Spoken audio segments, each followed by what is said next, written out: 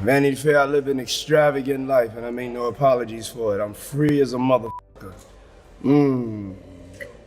From platinum plaques to iron bars, Sean Diddy Combs is now the defendant in a Manhattan courtroom, fighting charges so severe they could erase the legacy he spent 3 decades building. How did one of music's most powerful moguls go from yachts and Grammys to shackles and daily court calls? Stay with me. The rabbit hole runs deeper and darker than anyone imagined. The legal storm erupted long before the first juror took a seat. Federal agents rolled up to Combs' Los Angeles and Miami mansions at dawn on March 25, 2024, rolling armored SUVs through iron gates, hauling out boxes of hard drives and phones. Neighbors watched in disbelief as the king of bad boy records was led away for questioning, his lawyers scrambling to keep pace. Just weeks later, prosecutors unsealed a racketeering indictment that painted Combs as the mastermind of a years-long trafficking network. You know, whenever you bring up a different element into people's environment, things that broaden people's horizon, people get intimidated. When a judge denied him bail, warning he might lean on witnesses, the industry gasped. An unthinkable fall for hip-hop's consummate dealmaker. But the raid was only step one. Everything snowballed after R&B singer Cassie Ventura broke her silence in November 2023. Her civil lawsuit, filed the day before New York's Adult Survivors Act window closed, accused Combs of drugging, raping, and coercing her into what she called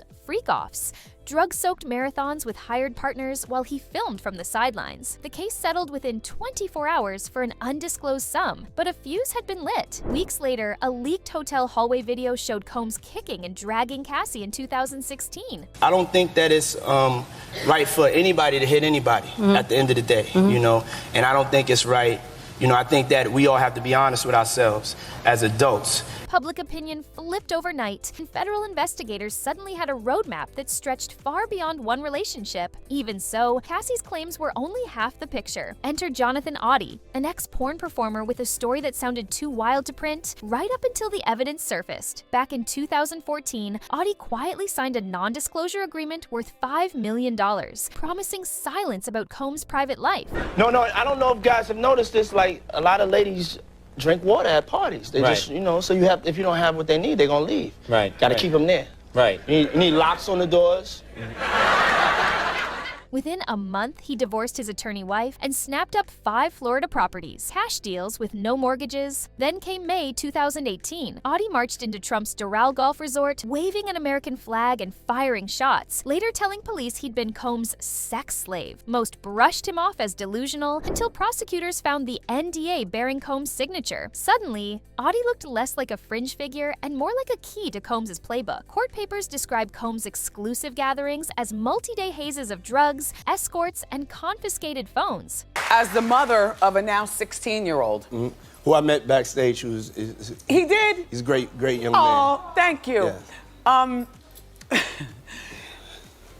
You represent a lot. Sessions so draining participants allegedly received IV drips to recover. Witnesses say cameras always pointed one way, toward the guests, giving Combs leverage to keep everyone quiet. Victims claim he threatened to leak footage if anyone talked. When investigators raided his homes, they seized dozens of encrypted drives rumored to hold precisely those recordings. Each new device cracked open raises the stakes, because every clip could become evidence, or leverage for yet more plea negotiations. Since Cassie filed her lawsuit, more than 70 civil claims have stacked up. Managers, dancers, even minors at the time, their stories echoing with forced substances, sickening freak-off scripts, and sudden hush payouts. Roughly half the plaintiffs are men, blasting holes in any defense that hinges on jealous ex-girlfriends. Some suits detail incidents dating back to the late 1990s. What I learned about myself is that music is my first love. You know, I could be successful in a lot of areas, but what makes me happy,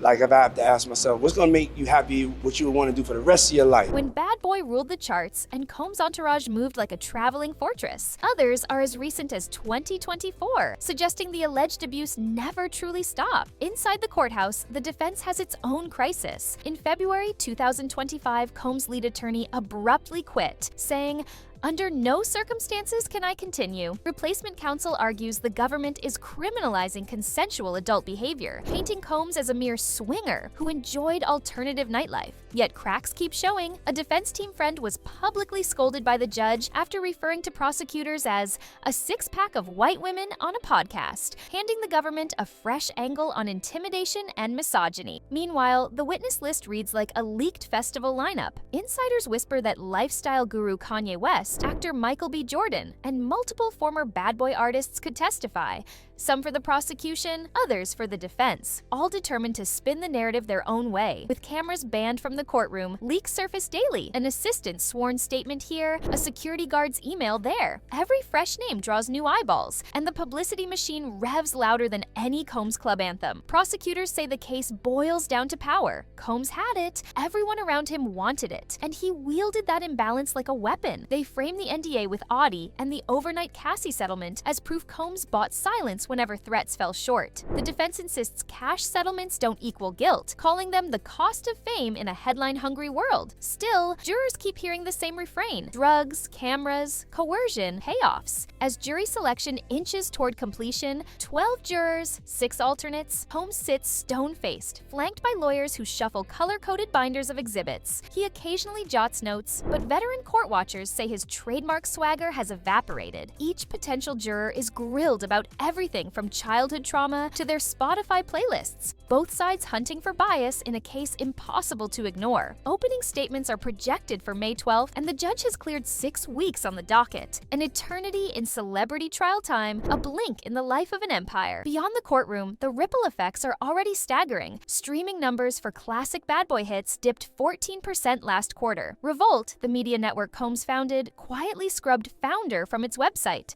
At music conference panels, executives debate new vetting policies, wondering who might be next. For victims of entertainment industry abuse, the trial signals something rare: a billionaire actually standing trial rather than signing another settlement check. If the jury convicts, Combs could spend the rest of his natural life behind concrete and coil, his platinum catalog gathering dust, while the Recording Academy debates whether to slap disclaimers on his greatest hits reels. The shiny suits, the yacht parties, the blockbuster tours, every glossy memory would suddenly carry an asterisk in warning label red. Streaming platforms might bury his classics behind content advisories. Industry gatekeepers could scramble to rewrite hip-hop's Hall of Fame narrative. Yet if he walks, critics will hail the verdict as a billionaire's blueprint for buying silence, a masterclass in turning NDAs into bulletproof vests. Either way, hip-hop's most iconic hype man is about to discover whether the system he once out-hustled can finally out-hustle him. I can't chase the culture.